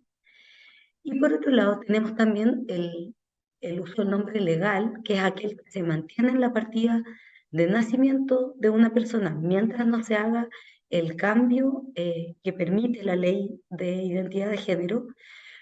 Y ese nombre legal se utiliza en documentos oficiales, ¿ya?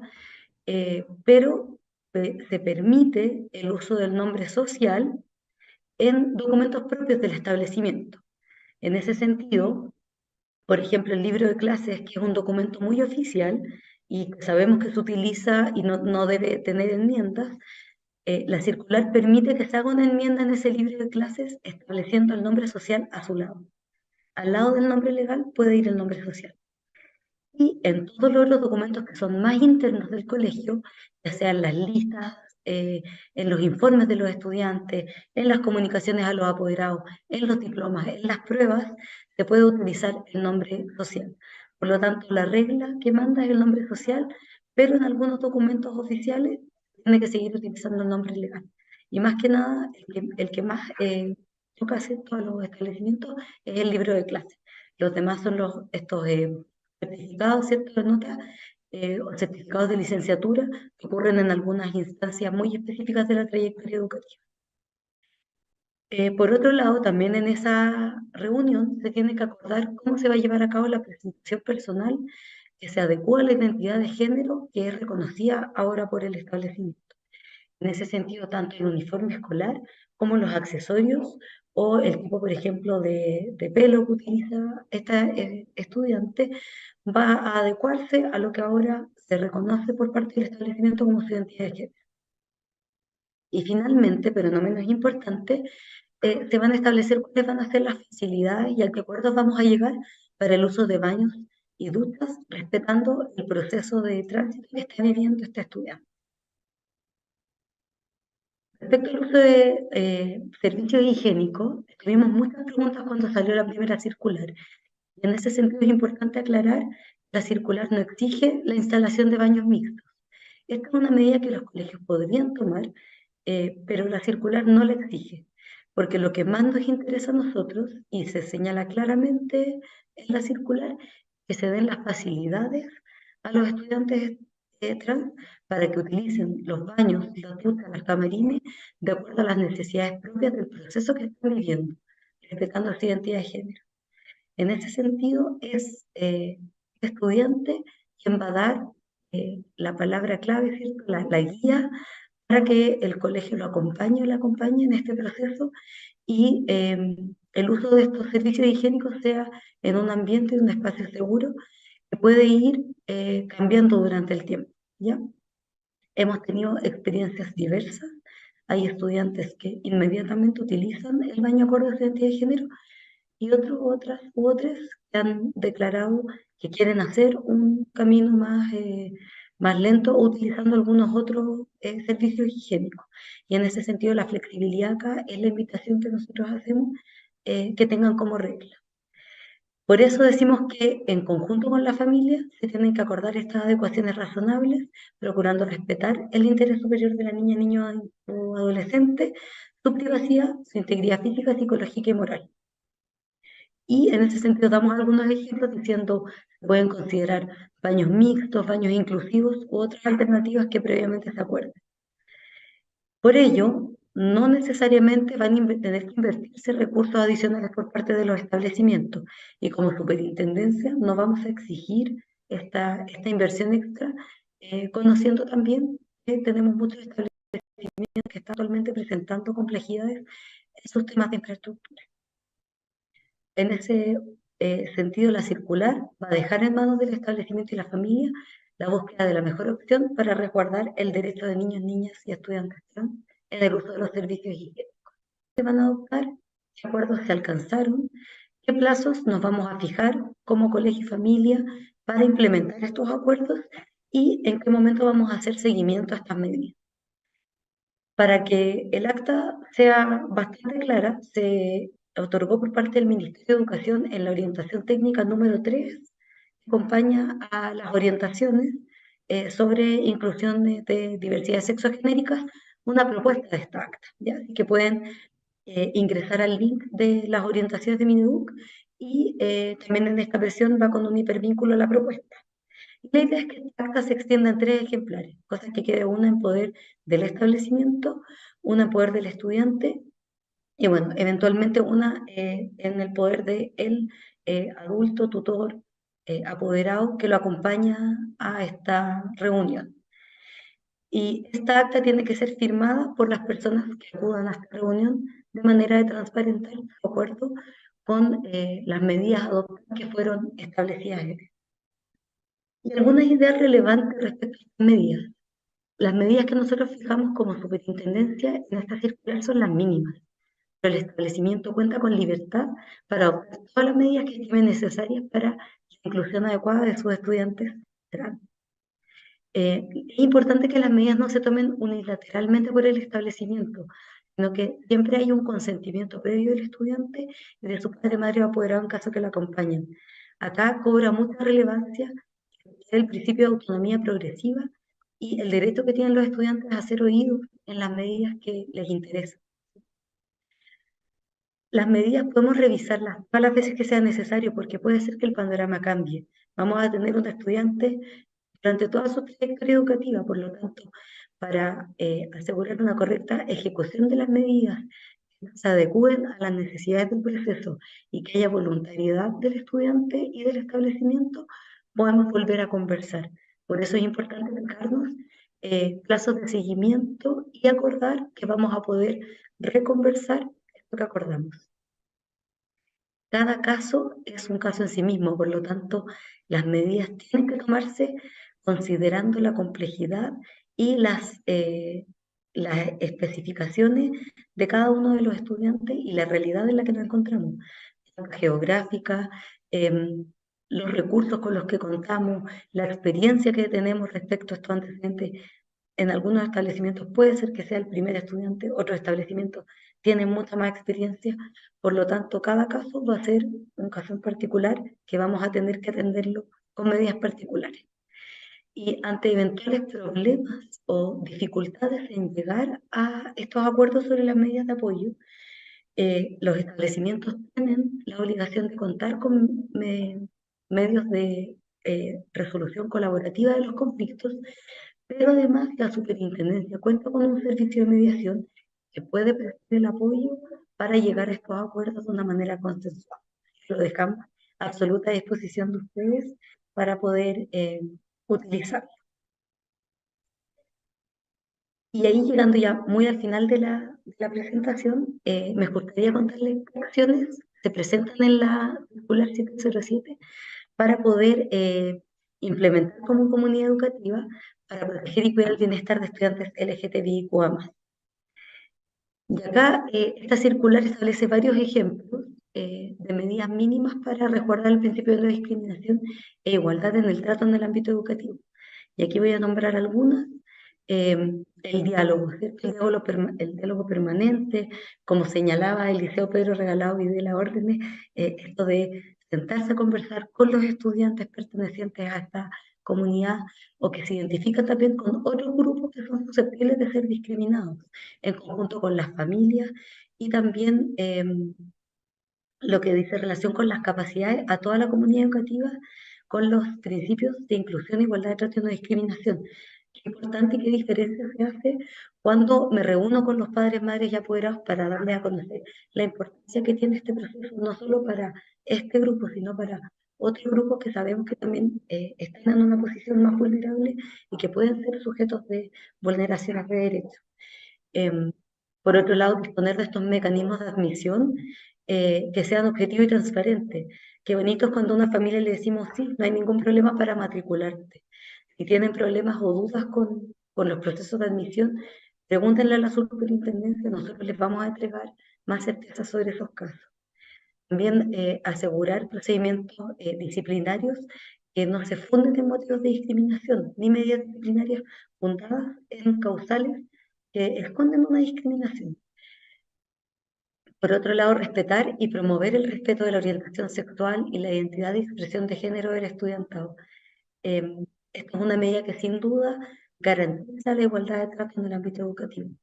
Y finalmente ya no restringir la participación, ¿cierto?, en las instancias de participación de estos estudiantes, consejos escolares, centros de estudiantes u otras que surjan de iniciativa propia del establecimiento. Y por otro lado, cuando sí se generan discriminaciones arbitrarias por parte de adultos que son parte de la comunidad educativa o parte de estudiantes, adoptar las medidas correctivas, las medidas pedagógicas o eventualmente medidas disciplinarias que busquen reparar este daño y tomar conciencia de el daño que produje, el efecto que generó, ¿cierto?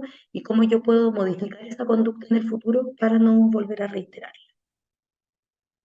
Eso sería todo por mi parte. Les agradezco su atención y quedo atenta a cualquier consulta que puedan tener. Muchas gracias. Muchas gracias, Connie, por presentarnos de manera clara y didáctica los principales hitos de la circular. También les contamos que en este momento estamos dejando en el chat un link directo a la circular número 812 para quienes estén interesados en conocerla. Bueno, y agradeciendo nuevamente las presentaciones de la y los expositores de este encuentro, abrimos entonces el espacio para dar respuesta a las consultas realizadas a través del chat, o algunas de ellas. La primera consulta es para María Teresa Rojas. También, María Teresa, te damos la posibilidad de que proyectes la última slide que no alcanzaste a mostrar. Y la consulta es, ¿qué elementos consideras fundamentales para favorecer la inclusión de niños, niñas y adolescentes trans en los establecimientos educacionales?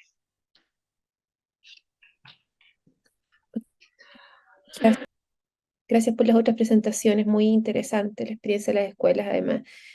Y a propósito de esa pregunta voy a proyectar la última diapo que no alcancé a mostrar, que es una sistematización de la investigación que hemos hecho, ahí la acabo de desajustar, que nos permite recomendar, o más bien insistir en qué hemos visto, y yo creo que caracterizan bien las escuelas que acaban de presentar hoy día, que vemos en aquellos espacios donde el tema de la inclusión de la diversidad sexual se resuelve más dialógicamente, ¿no? Se abre más porque la abogada nos habla de toda la dimensión normativa, que es tremendamente importante, pero las comunidades pedagógicas, como bien nos muestran las escuelas que presentaron, son espacios donde hay que sentarse a conversar, ¿no? A aprender, a entender, a buscar consenso, y por eso los ejemplos fueron muy elocuentes al respecto. Entonces yo me sumo a esa reflexión diciendo que en nuestra investigación lo que vemos, primero, que hay un paso que es de los cuerpos profesionales, de los adultos, y también hay que invitar a las familias, ¿no? Madres, padres, cuidadores, para saber qué creen sobre el género y la diversidad. Creo que lo dijo una de las profesoras, a veces no nos atrevemos a preguntar. Nosotros el primer estudio como de caracterizaciones lo hicimos por allá por el año 2018, y parte importante de los profesores entrevistados no sabía qué era el acrónimo LGTBIQ+. Los apoderados tampoco, pero había una cierta timidez y vergüenza de preguntarlo. Yo creo que aquí esas cosas no pueden pasar, tienen que haber ambientes de confianza, no tenemos por qué saberlo, no fuimos formados en ese tipo de conversaciones, y es súper legítimo poder conversarlo. Y además porque venimos de una tradición bien heteronormada, binaria. Todas las personas, no sé, mayores de 35 o 40 años no estuvieron en la universidad sujetas a estas conversaciones. Entonces, ese espacio de reflexión profesional es súper importante, y me da la impresión que quedó muy bien ilustrado en nuestras experiencias. Y por supuesto, capacitación. Creo que las escuelas quieren, ¿no? Yo no he tenido la ocasión de ir a sus escuelas ni trabajar con estas comunidades, pero se corresponde mucho a las investigaciones que hemos hecho. Hay que buscar redes, informarse más académicamente, conceptualmente, y entender que el gran paraguas de esta discusión son los derechos humanos, ¿no? Son los derechos humanos, los derechos que tenemos las personas, los niños, los adultos, los jóvenes, a sentirse identificados, a expresarse. Y también nos hemos dado cuenta que cuando un director o una directora tiene una cierta cultura y sensibilidad hacia una cultura de los derechos humanos, estas conversaciones se facilitan, ¿ya? Y atención, en nuestra investigación, al menos, de esto un fragmento, pueden haber otras, hay siempre un estamento que no se mira mucho, que es el de los personal administrativo, auxiliares, como la tía del baño, ¿ya? Ahí hemos visto que a veces hay mucha resistencia, hay cuestiones religiosas, menos información todavía, y malos tratos. A propósito de la fuente de violencia, no siempre es entre pares también, entre estudiantes, pero también es entre adultos hacia niños y niñas, y a veces son estas personas que trabajan en labores administrativas o y cuidado. Y eso nos permite, y creo que el Eric, Catherine, los otros profesores que presentaron, lo representan muy bien, instalar una narrativa que sensibiliza a la comunidad, porque ahí rápidamente hay que sumar a las familias. Y como lo dijeron nuestros colegas, las familias son diversas, ya hay personas que se resisten, también hay movimientos antigénero, ¿ya? También existen los movimientos antigéneros que suelen estar bien patrocinados por algunas ramas de iglesias evangélicas que dicen que todo lo que hemos hablado hoy día es ideología de género y que mandatan a las familias y prohíben hablar de estos temas. Bueno, no sé cuán mayoritario e importante sea eso políticamente en Chile. En Brasil, por ejemplo, es tremendamente importante, pero existe. O sea, es muy importante saber que las escuelas no se pueden aproximar como ingenuamente frente a esto y la familia tiene que estar informada desde el día uno, pero no solamente informada, sino también invitada a este proceso conversacional, a derribar los mitos, las creencias. Ayer justamente estuve en una escuela básica de la región metropolitana y un grupo de madres me decían que ellas tenían aprehensiones con enseñarle a niños de kinder o pre-kinder los temas de diversidad sexual, que sentían que eran muy pequeños para enterarse de eso. No obstante, también reconocían que los niños y las niñas ven a personas LGTBI en las calles, en la televisión, que ese mundo existe. Entonces ellas tenían una contradicción entre entender que el mundo es diverso, pero que a ellas les genera ruido hablar de esos temas con los niños. Estas son conversaciones súper típicas, legítimas, y la escuela es un gran espacio para que las familias puedan no solamente informarse, enterarse, reflexionar, ¿no? En cuestionar esa normalidad con la que todos crecimos y entender que todas las personas tenemos derecho a manifestar nuestra afectividad, pero que el mundo es diverso y que los niños tienen derecho a acceder a eso también. No es una información que depende de su edad, es una información que depende de sus derechos, ¿no?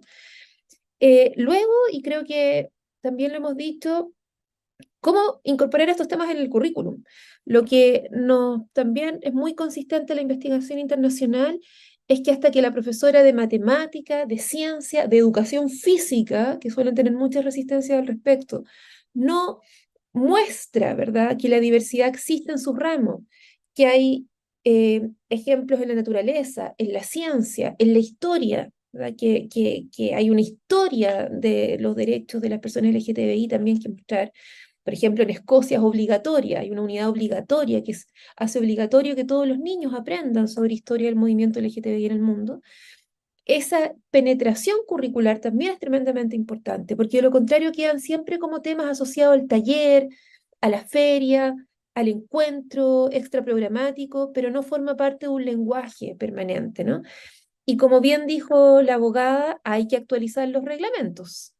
Y los colegios, junto con entender la circular y las orientaciones en general de inclusión, también es importante que tipifiquen qué es una discriminación homo, lesbo, transfóbica, a qué refiere, qué significa, cómo se manifiesta, en qué se puede expresar, qué sanciones y reparaciones puede tener y cómo nos educamos para que eso no ocurra. Y acá, hasta donde sabemos, es el espacio de las redes sociales hoy día, es el que tiene más amenaza en el mundo escolar respecto a estos temas. Ahí donde hay más ciberbullying, burla, denostación, crítica, entre otras. Y termino ahora con lo que dijimos, ¿no? Estos temas son temas que nos actualizan culturalmente, nos permiten entender las dinámicas de vida de los adultos, pero también de los jóvenes, pero nos vuelven a retrotraer algo que es fundamental y que las comunidades internacionales lo discuten hace más de 40 años. La escuela es un espacio de formación de respeto a los derechos humanos. Por tanto, ese gran escenario es el que ilumina todas estas conversaciones. Así como con la interculturalidad, con el respeto a los pueblos originarios, la diversidad sexual es una arista más de una cultura que debe respetar los derechos humanos. Muchas gracias, María Teresa, por la respuesta. Hay otra que también se relaciona con lo mismo, más desde el punto de vista ya práctico, que se complementa a lo que tú acabas de decir, que la realiza la Fundación Convivo. Pregunta, y esta es una pregunta transversal a los dos establecimientos que hoy día han expuesto. ¿Cómo hacen frente a las resistencias, especialmente del mundo adulto? Esto es los prejuicios, los estigmas, las odiosidades. Aquí, que el que quiera comenzar, abierto el micrófono. Buenas Eric. tardes. Voy a tomar la palabra y después a María Lorena, que también la vi con intenciones de responder. Bueno, yo creo que hay un camino y creo que la resistencia al cambio son parte de los procesos. Ya nosotros como escuela tomamos un posicionamiento, pero también el posicionamiento significa entender que, claro, como decía María Teresa, hay un posicionamiento respecto del cómo entendemos los derechos de los niños y de las niñas. Eh, y desde ahí de pronto puede ser más fácil, de pronto para directivos que tenemos experiencia en esta área o tenemos una sensibilización por distintas razones socioculturales, etcétera, que tengamos con el tema. Por lo tanto, este cambio para algunos es más fácil, para otros es más difícil. Pero en ese proceso de cambio, ¿cierto? Lo importante, una de las primeras aristas tiene que ver precisamente con la sensibilización. Es decir, debo visibilizar situaciones de discriminación, por ejemplo, en el plano educativo y en el plano de la salud respecto de los niños y las niñas trans. Exponer, visibilizar a las familias, ¿cierto? Las situaciones de suicidio, de violencia en el colegio y al mismo tiempo también de violencia que sea por las redes, como decía María Teresa. Sensibilizando, es decir, buscando en el otro, en la otra, la empatía respecto de lo que está sucediendo, es el primer paso. Hay otros pasos, por supuesto, Catherine, si quieres complementar. Sí, sí, por supuesto. Solo ahí sumaba las palabras de Eric, que dentro de la sensibilización para nosotros es sumamente relevante que ellos se den cuenta, ellos, la familia, respecto a las desigualdades que hay hoy en día. El hecho de que ellos sean capaces de empatizar respecto de esas desigualdades es lo que va a generar un cambio, es lo que esperamos como colegio. Luego de aquello viene la otra parte que tiene que ver con la formación. Hay mucho desconocimiento, mucho desconocimiento. Y nosotros ahí como estrategia desde lo práctico lo incorporamos, yo lo había mencionado, en las reuniones de apoderados, como escuelas para padres, porque ¿cómo hacemos llegar a la familia esto? Y tenemos que asegurarlo, así que era una de las estrategias que utilizábamos, que partíamos las reuniones con escuelas para padres respecto de estos temas también. Ahora también hay que entender que el colegio puede llegar hasta un punto. Nosotros como establecimiento llegamos hasta un punto, podemos sensibilizar, podemos formar, pero si sigue habiendo una resistencia, a nosotros nos ha pasado también de que las familias finalmente entienden de que el colegio tiene un posicionamiento y eso se va a quedar ahí porque responde a los derechos de nuestros y nuestras estudiantes. Entonces ahí ellos tomarán las opciones que sigan más adelante, pero el posicionamiento es firme y claro. Eso. Le doy la palabra ahí a María Lorena, que quería también complementar algo. Sí, muchas gracias, Catherine. Sí, bueno, complementando lo que señalan los colegas, la sensibilización es un elemento básico, ¿ya? Pero también es importante lo que viven nuestros estudiantes en el día a día, porque son los mejores portavoces de las experiencias de inclusión que están viviendo. Porque en la diversidad nos enriquecemos todos. En nuestro desarrollo, el hecho de sentir que nuestros estudiantes y nuestras estudiantes sean visibles, que tengan un espacio, eso también es importante porque sus compañeros también las ven felices y los ven felices, los ven que los chicos son parte activa y que se ven realizados. Y ellos llevan esa información a los padres, entonces se complementa con todo lo previo que hemos hecho, un poco con lo bibliográfico, también basado en la normativa, pero también nuestros estudiantes son los mejores, digamos, como decía, portavoces de esto, del proceso que estamos llevando. A nosotros nos impactó mucho el deseo de nuestros niños de tener un espacio físico, que es nuestra plaza, de verdad, y nos encanta cuando llegan visitas, incluso apoderados, nosotros también tenemos el CFT en nuestro establecimiento, y que se saquen fotos ahí, y que los estudiantes validen ese espacio.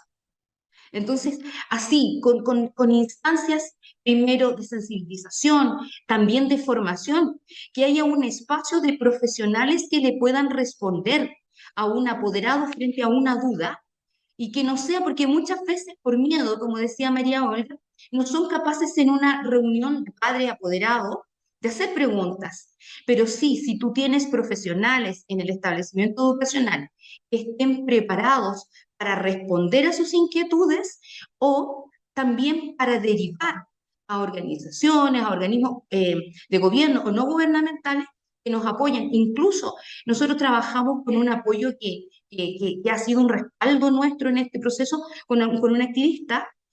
También es súper importante de tener otras experiencias y que los padres puedan conversar con otros estudiantes, con otros padres que han vivido la situación, también es un plus tremendo y es un apoyo y un aporte al establecimiento educacional. Por lo menos eso es lo que hemos vivido nosotros como liceo. Esa era mi aporte, Jimena. Muchas gracias. Muchas gracias, Eric, Catherine, María Olga, María Teresa. Em, la última pregunta va a estar dirigida para Constanza. La pregunta es, ¿desde cuándo pueden usar el nombre social para todos los efectos legales los y las niñas y niños trans?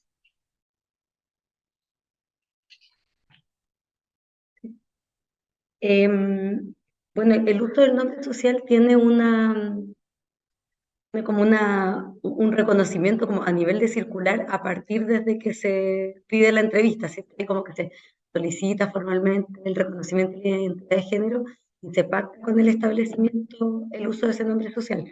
Sin embargo, la experiencia en los seminarios que hemos asistido y las conversaciones con los establecimientos educacionales, nos hemos dado cuenta de que el nombre social tiende a ser utilizado incluso antes de que se formalice esta reunión tan estructurada y son los propios compañeros, compañeras los que van utilizándolo. A veces se acercan también primero a su profe jefe, también a estos auxiliares de los establecimientos con los que a veces hay alta cercanía.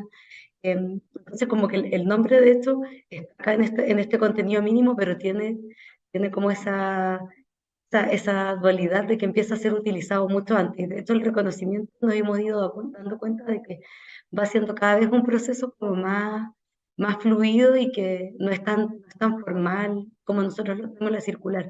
Pero sí lo que nos interesa es como que la reunión marque un hito para que la familia y el establecimiento tengan un respaldo de que existe este compromiso en el fondo del reconocimiento de la identidad y de dar todo el apoyo y entregar todas las herramientas a la comunidad educativa para que se sume en el fondo a hacer este espacio seguro. Me gustó mucho ese concepto que utilizaron los establecimientos educacionales.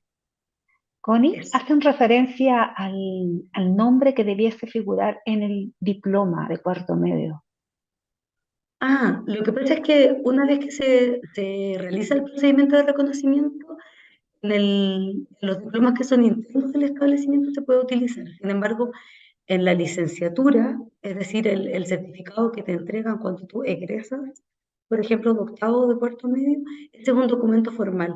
Por lo tanto, el uso del nombre que aparezca ahí es sujeto a si ese estudiante toma la decisión de rectificar su partida de nacimiento con el procedimiento que establece la ley de identidad de género y si ese procedimiento terminó o no,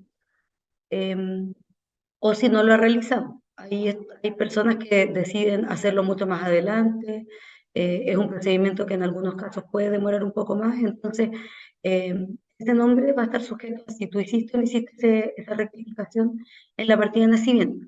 Sin embargo, si no se ha hecho, aparece el nombre que está en el registro civil, ¿cierto? En la partida de nacimiento no modificado, ¿ya? Pero igual es importante, qué bueno que se hizo esa pregunta, porque lo que sucede con la ley de identidad de género es que establece este procedimiento administrativo ante el registro civil y en el caso de los menores de edad establece un procedimiento que es en tribunales de familia.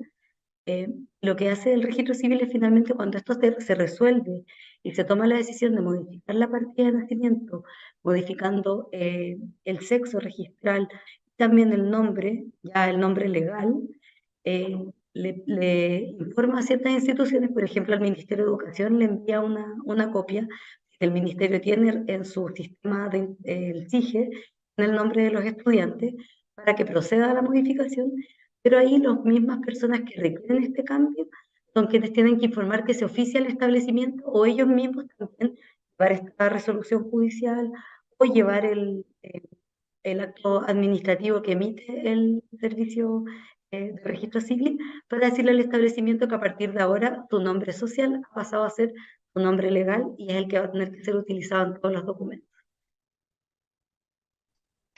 Muchas gracias, Constanza. Bueno, ya llevamos harto rato, así que dando por finalizado este encuentro, como Superintendencia de Educación queremos dar las gracias a quienes nos acompañaron en esta ocasión, relevando la participación y la oportunidad de transformar este espacio en un nuevo intercambio, reflexión sobre la importancia del resguardo del derecho a la identidad de género de niños, niñas y adolescentes en la idea de avanzar hacia la construcción de una educación más inclusiva. Quedan muchas preguntas probablemente y respuestas. Esperemos que haya más espacios como este para seguir conversando sobre el tema. Les recordamos nuevamente que este webinar ha sido grabado y próximamente será compartido a través del sitio web y en las redes sociales de la Supereduc. Muchas gracias a todos y todas y muy buenas tardes.